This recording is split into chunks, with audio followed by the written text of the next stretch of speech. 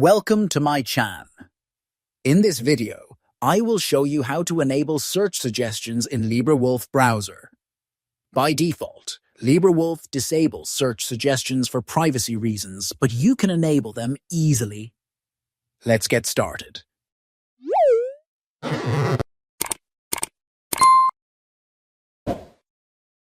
Open the LibreWolf Browser. Click on the menu button in the top right corner. Select Settings from the drop-down menu. In the Settings tab, navigate to the Search section. Scroll down until you find the Search Suggestions options.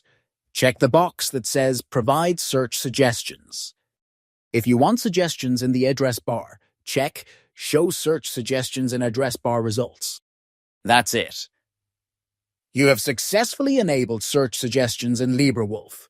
Now, when you type in the search bar or address bar, you will get real-time suggestions. If you found this video helpful, consider liking and subscribing for more tutorials. See you in the next video.